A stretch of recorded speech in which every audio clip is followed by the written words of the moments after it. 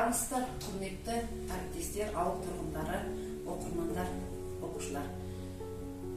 Қазақ әдебиетінің белгілі тұлғасы, жазушы ғалым Мұхтар Мағауиннің туғанына 85 жыл толуына орай қазақ ауыз әдебиетінің зерттеуші тақырыбындағы әдеби кешке қош келіпсіздер. Мұхтар Мағауин 1940 жылы 2 ақпанда Семей облысының Шұбартау ауданында туған. 1962 жылы Қазақ мемлекеттік университетінің филология факультетін, 1965 жылы аспирантурасын бітірген. Еңбек жолы 1965 жылдан басталды. Қазақ әдебиетінің газетінде бөлім меңгерушісі. 1967-1975 жылдары жазушы баспасында бас редакциясының орынбасары.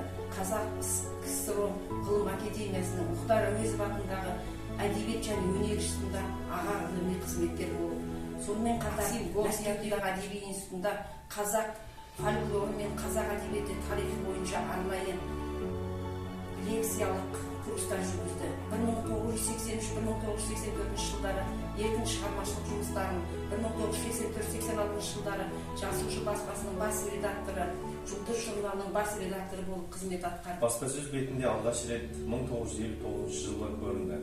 60 жылдар негізінен әдебиет зерттеушісі ретінде танылды. Бұдан соңғы кезеңде көркем прозаға көбірек ден қойды.